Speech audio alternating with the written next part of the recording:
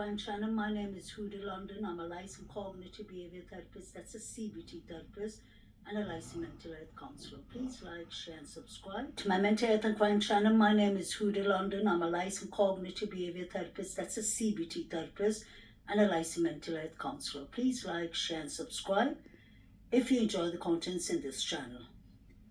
This interview was done by Hidden True Crimes, Lauren Matthias, and her husband, who's a psychologist, have a channel called Hidden True Crime. Please like, share, and subscribe to them. They do excellent work.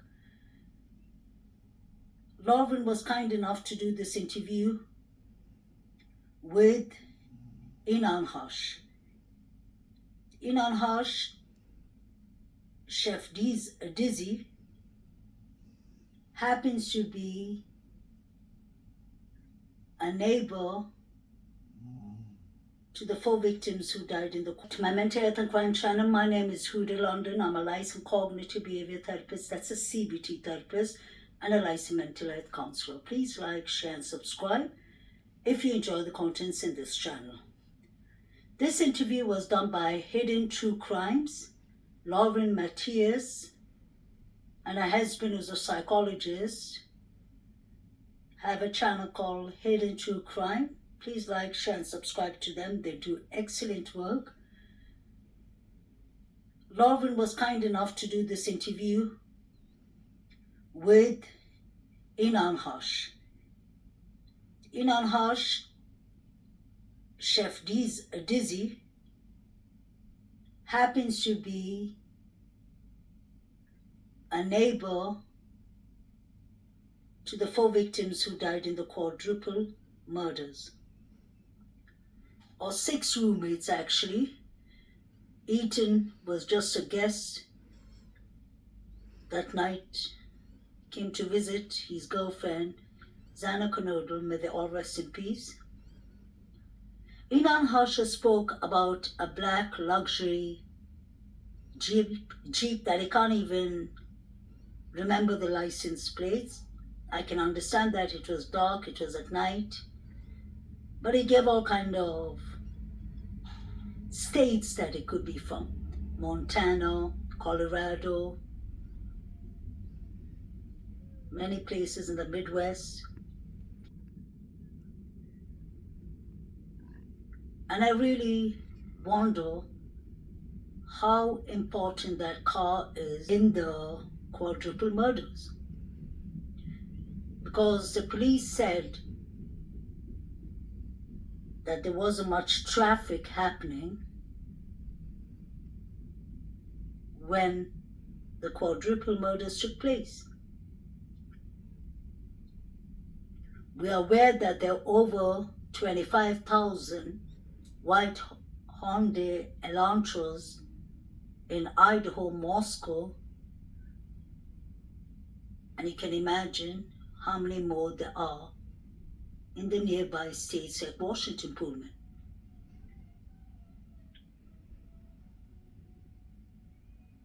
It's a quiet night. You wrote about the crime on social media, and share what you remember from that night. Is that a good place for us to start right now? Yeah. Okay. So, I work about like 10, usually like 9 to 11 hour shifts. So I went to work, I got off around, I think it was around 12 that night. It was kind of like a late close, and I like bullshitted with like a coworker for a little while after work, and then I went home. It was around, I don't know, like 1:30, 2-ish a.m.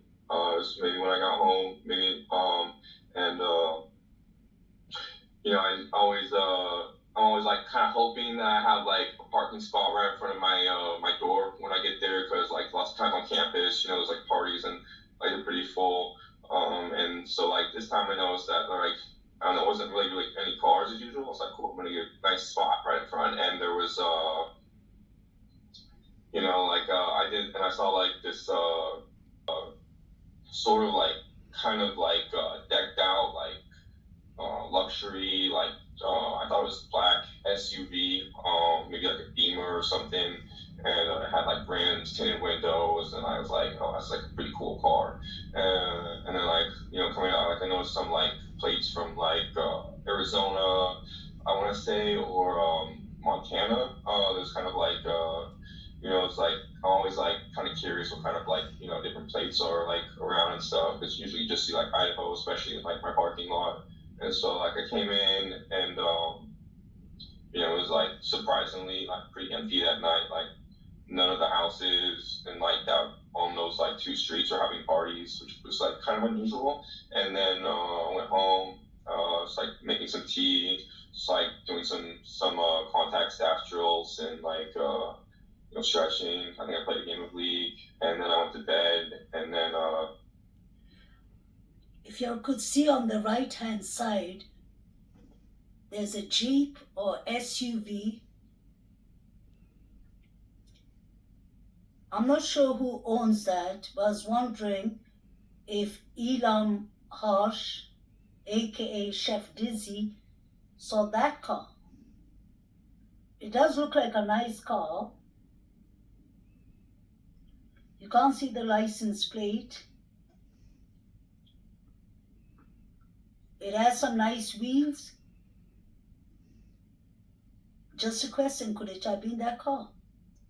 Most of these houses or flats are owned by the same owners of the victim's house.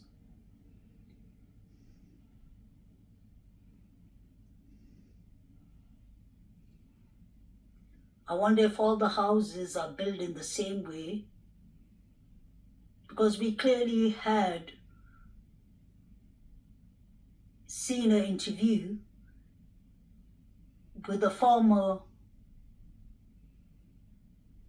tenant, a roommate,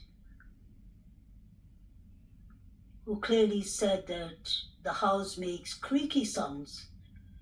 So if somebody walks to go to the toilet, they would have been heard clearly by the rest of the people in the house.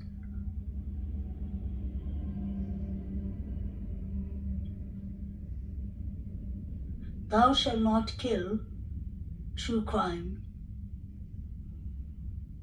made an excellent clip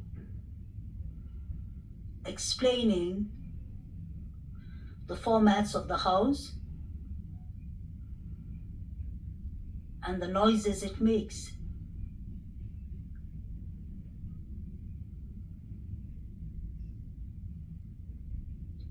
My question is, how come the surviving roommates did not hear anything and slept it off? I understand they're college kids. They could be intoxicated or anything else. But when you actually hear people fighting for their lives, because Xana Conodal had defensive wounds.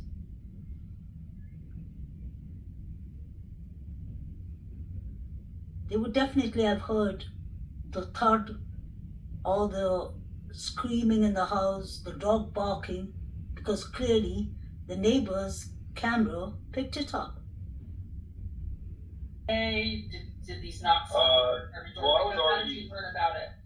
I was already awake. I was just like woke up a little bit. I was still like drinking coffee, and like the cops knocked on my door, and like after they asked me some questions, like right after they left, and they were starting to talk to the next door over. I looked at my phone and Googled it and found it pretty much instantly. That's when I knew. And then I think it was like I don't know, a couple days later when we like the names were released and we like found out who it was or whatever. Okay, that was the question I was going to ask. Like, did you initially know that you knew them at all, or did you? No, actually, when I first saw it, I saw the picture I saw. I thought it was actually the house, like the next house over. I was like, oh. But then when I found out it was like, the house of the people that I don't want to say I knew them, but I was like met them. Then I was like, damn. And I don't know, it was kind of sad because actually, like they were super cool. Like I really like my neighbors. Yeah, you had met them. Is that correct? Yeah. You met Kaylee and Who else had you met? I think it was Santa and her boyfriend. Okay. And I think there was like some other people there, but I'm really bad with names. So like, I need to look like I had to like look at online like the faces to try to like remember them because it was just like it was super brief, you know. But yeah, they were super nice and super friendly. Like, I don't know. Yeah. They're like the best neighbors you could want.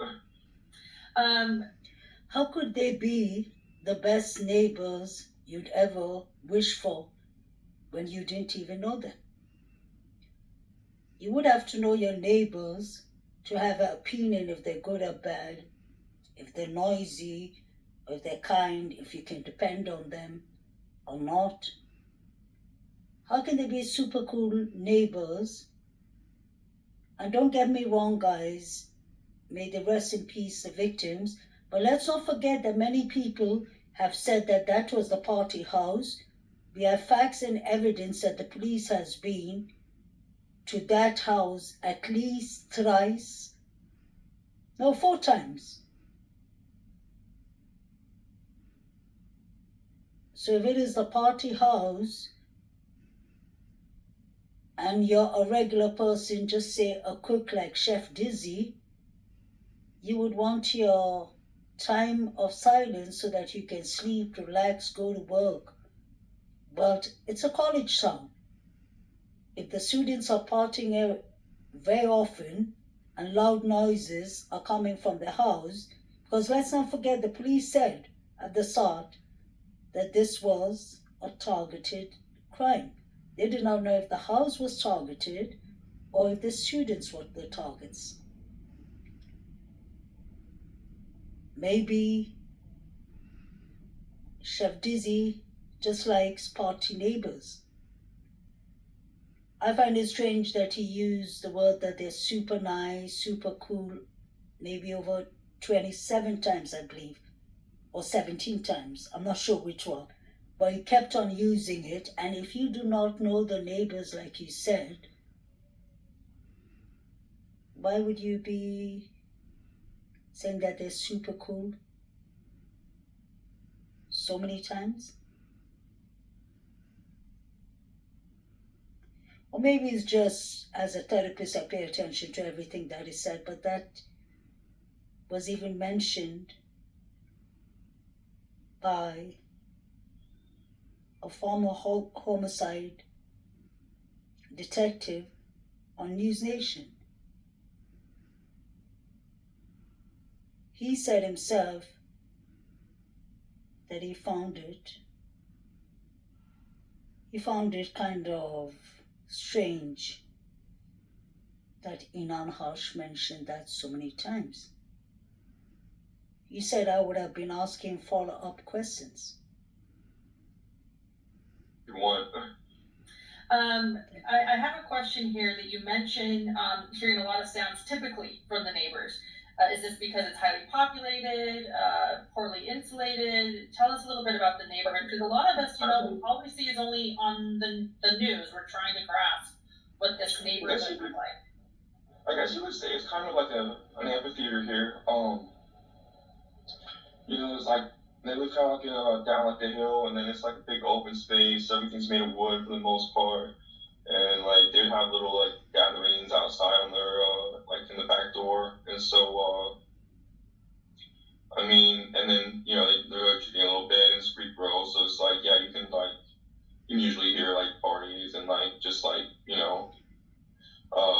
social drinking chatter, like around the block or whatever, like usually on weekends. It's kind of like similar vibe of like what you'd think of like a small downtown city, like, but yeah. I personally believe that Inan Harsh has been following the neighbors, not in a bad way. I don't understand. He's the neighbor, but let's not forget he lives in the block on the left side. So he wouldn't be hearing all the parties going unless he passes King's Road, unless he passes the victim's house and sees them on their backyard partying, or unless he's on his way up to his building while he's parking and he could see them partying. But he said that we hear them partying also. How loud was the parties for Inan Harsh, aka Chef Dizzy, to be paying attention to the girls? That brings me up to a follow-up question. If Inan Harsh said that they had parties, especially in the backyard, and he could see all that and he could hear all that, how many other people were paying attention to the girls' parties? Is an important question, including Brian Christopher Kohlberger. Was the party so loud that everyone in the neighborhood knew about it? Because it was called the party house, whether we like it or not. To get to the bottom of this case and to get the truth, we need to be honest and understand that it was a party house. So if it's a party house, how many people have partied there? How many DNAs are lying around there? I'm sure this was a tricky case. The FBI got into the case 5 days later on the 27th. The coroner wasn't allowed to come in till 5 to 5:30. She said the police had to do their job. And let's not forget, the surviving roommates called it in 8 hours later, maybe even 9 hours later. Because we were always told by the police that this quadruple murders happened, unfortunately, between 3 to 4.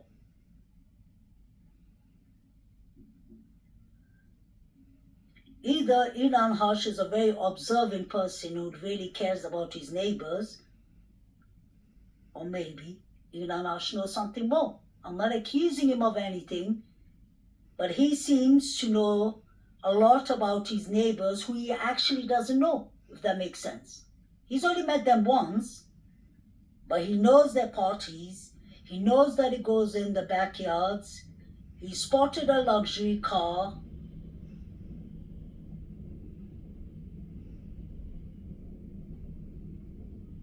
Yeah. Is that? It's, you know, as the block parties are kind of popular too. Like they'll kind of like, you know, like get in big crowds and they kind of like wander around. You know what I mean? Just like go throughout campus and stuff. Not so much lately, but like you go from like sometimes they only stay at a house for like an hour or two, and then they like kind of like wander around stuff. I guess in the winter a little bit less, but yeah. Okay. And are you? Go ahead. Oh, sorry, my question. They were at like I want to say 1-ish p.m. 1:30. Okay. So shortly after the police were called, then, in other words. Yeah, they came almost instantly. Okay. It was a big deal. We have another question here. Are you a student? How long have you lived there? I'm not a student. I've been cooking for like 6 years now, 5 years. Okay. I've lived here off and on for 20. What was the last question? I missed it. Let's see. It was, are you familiar with the activities at the house? I assume they mean the crime scene. Like, you were at their house when you met them, right? I'm referring to a Reddit. I met them. They were actually outside. I never went inside. Okay. But no, I didn't like. I was in my apartment all night, so.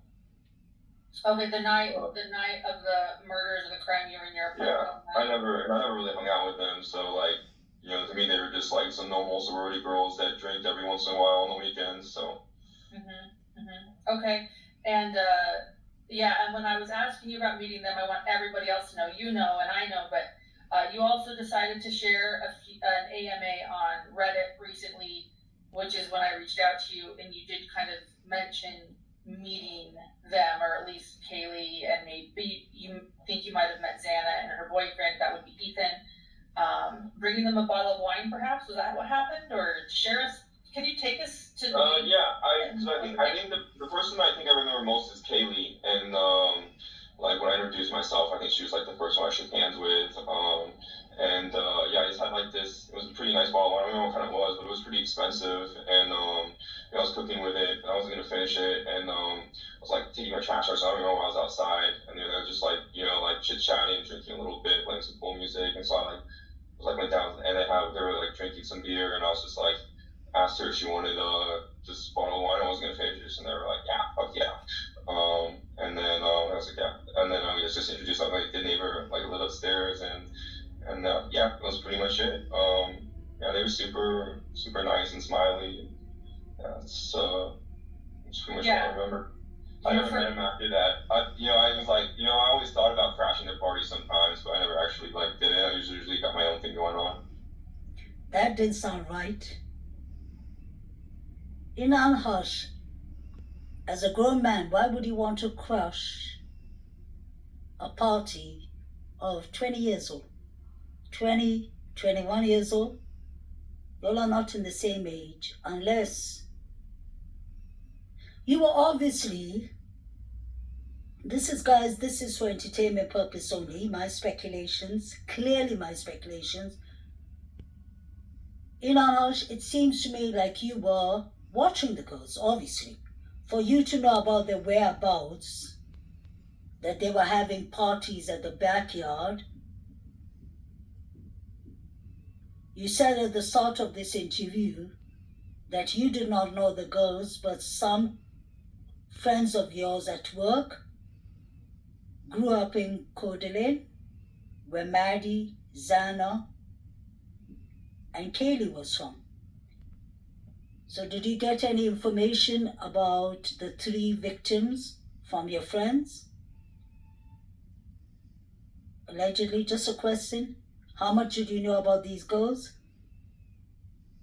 Why would you want to crush into a party that is for 20 years old? It doesn't make sense. You're clearly in your 30s, I believe. And you mentioned Kaylee, that you spoke to Kaylee. What did you all speak about? Besides a bottle of wine.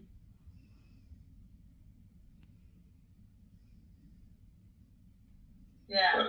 Yeah, you referred to them in the Reddit AMA as beautiful, joyful. I can't remember the other 2 adjectives, but yeah. They seem wonderful. He's addressed the girls many times as beautiful, joyful, wonderful. To use those adjectives for someone, you would know them well. You can say, oh, my friends are beautiful, they're wonderful, or they're full of it, or whatsoever. That is with people you know. Why would you be saying over 20 times that they're beautiful and they're wonderful? Did you have your eyes on them? You wanted to crash their parties, obviously. And guys, these are not my words. This is Chef Dizzy, aka Inan Hush's words. Inan Hush mentions later in the interview that he wasn't at the grub truck. I can believe him. I would take him on his word for that since he says that, but it's kind of strange. The person we saw at the grub truck looked a lot like Inan. So unless Inan has a twin or a clone, it does not make sense to me. But I do believe him. Like he said, I'm a chef, and I can't even afford using money on the grub truck. I would believe that, because those are his words. But it did look like him. It doesn't sit right with me that Inan Hush wants to crash their parties. These are young girls. Young girls, 20, 21. Why would you want to chill with people that can be your younger sisters and brother? Kids. They were literally babies. They just turned 20 and 21. And you're offering them an expensive bottle of wine? Were you expecting to be invited in? And I wonder, Just my speculation. Does any of your windows face their backyard by any chance, Just a question. Because you can't be always out watching them party on the backyard. You must be having a place to watch it from, allegedly. I'm just saying my opinion, guys. So I'm not accusing INAN. These are questions that I find and answers that I find really odd. INAN mentions even that when he sees the black car, I'll take it to that part, he says he thinks he could have seen the white Honda there. And this was when, I think this interview was done on the 7th of December. I think it was the same day the Honda was in question. How come he didn't mention that in his Facebook? Is he just a true crime junkie, or is there more to it? I'll give you a very good example. If you remember the case of missing Suzanne Morphew. I always pray for Suzanne. Suzanne and her beautiful daughters did not deserve what has happened to them. Suzanne Morphew was missing from 2020 on Mother's Day. Barry Morphew. This case reminds me a lot of Barry Morphew, BK and Barry Morphew, because let's not forget that Barry Morphew, his phone was on air flight mode. They tried to charge him with the murder. He was arrested. He was in prison for 10 months, but he was let go. He won the case because there wasn't much evidence to prove it. Because up to today, they haven't found Suzanne Morphew's body. I hope they do. Her family need a closure.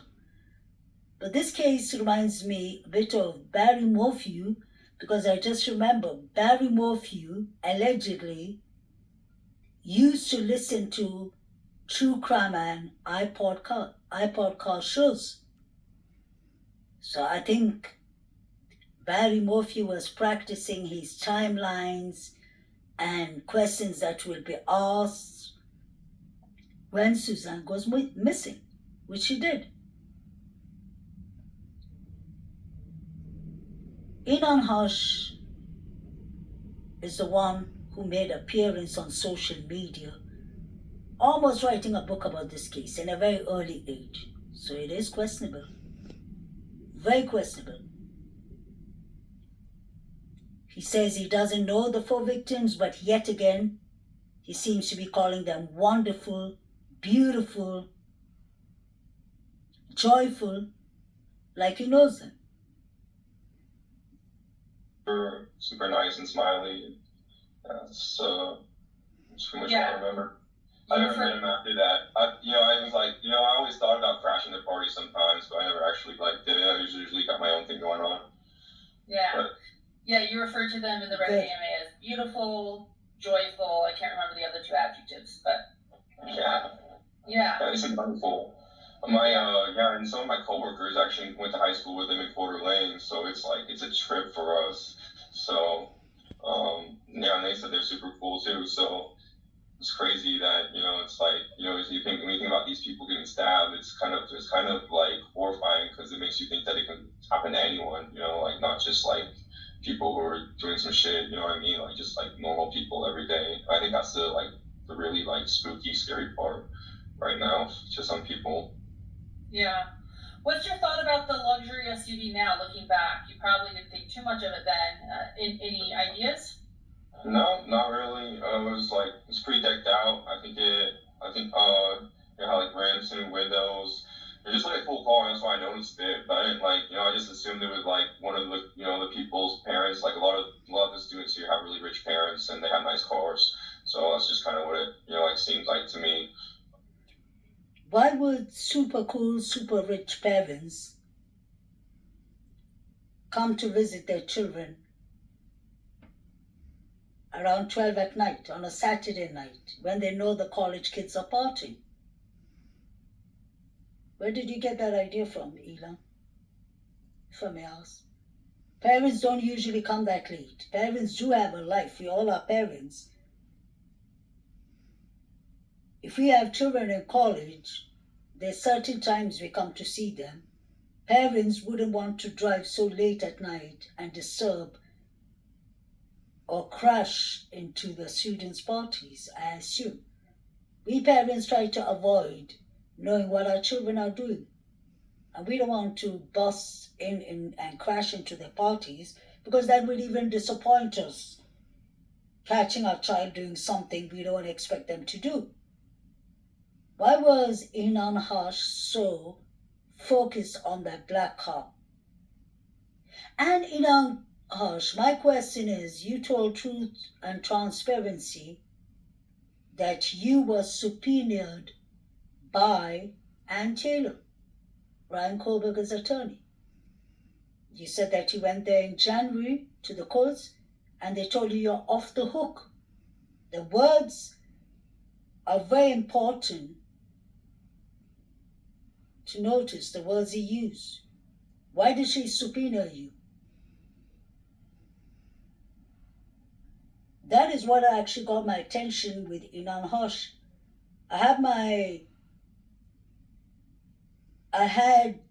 wouldn't say let me choose the right words. I always thought that there was something odd about his interviews and everything he wrote on Facebook and all. But when INAN Harsh himself said that he was subpoenaed by Ann Taylor, that was automatically a red flag because Ann Taylor has thousands of people that she can subpoena easy. Where do you come into? Where do you come into her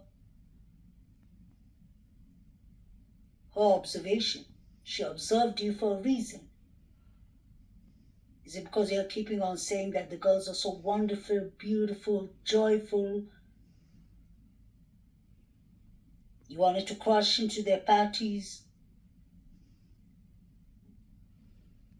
And this car you keep on talking about, it could be nothing, but it could be actually everything.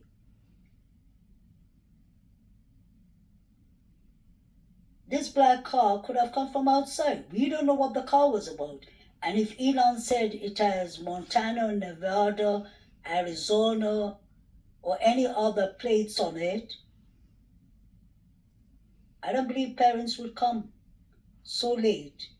And even if it was parents, it is important to know who exactly owned that car, why that car was there at that night, and how many people were in the car. I think Colorado, but I think, or like Montana. And like I saw one of those cars like parked up on the hill of our lot a lot. I'm wondering if it was a white Elantra. I'm thinking back and I can't remember. Like I don't want to say it was or not, but that was the only other car I noticed that didn't seem like someone that lives there. I don't know. Did you see how INAN Harsh slipped that in quickly? It could have been a white Elantra too. Yeah, it could have been in the place. How would you know about the white Elantra? Why would you add that into your conversation when I believe it was the same day or the day before that he came out? But he's trying to maneuver things around putting in the white Elantra. You always mention the black SUV with Montana, Arizona, Nevada plates. Why would the white Elantra be seen in there? Is that why Ann Taylor subpoenaed you? And why would Ann Taylor say the word you're off the hook? Were you in the hook to start with? And guys, that is not my words. That is INAN Harsh's words. That's what he told Truth and Transparency. Did you see how he added? He just slipped in the white Elantra. Yeah, the white Elantra could have been part of it. And let me rewind this. Looking back, you probably didn't think too much of it then. Any ideas? No, not really. It's pretty decked out. You know, like rims and windows. It's just like a cool car, and that's why I noticed it. But I didn't I just assumed it was like one of the, the people's parents. Like a lot of the students here have really rich parents, and they have nice cars. seemed like to me. And I don't know, I saw like, I think it was a kind of like a deserty. It might have been, it was either like Arizona, it might have been Colorado, but I think, or like Montana. And like I saw one of those cars like parked up on the hill over a lot. I'm wondering if it was a white Elantra. I'm thinking back and I can't remember. Like I don't want to say it was or not, but that was the only other car I noticed that didn't seem like someone that lives there. I don't know. I'm not that observant, but I'm pretty. I'd say more observant than like most people, I guess. Yeah. Liz is asking, did you know that your coworkers knew them before or after the murder? No. One of the like the next day I went to work, I had one of the dudes talk down and talk to me, and just like asked me how I was doing and talk, and was telling me how like knew some of the people or something, and like it's like, well, that's crazy. But I mean, that's like Coeur d'Alene's pretty local, you know what I mean? So like, right. It's not that far off. Right, and that's where you work then, is Coeur d'Alene. Is that? No, I work in Moscow. No, I work in Poland. Sorry. You went to high school with them in Coeur d'Alene, and you work in Moscow. That makes sense. No, I didn't go to high school with them. One of my coworkers did. Okay. I went to school in Poland. Okay. Did you hear what Inan Harsh just said? He went to school in Pullman, Washington.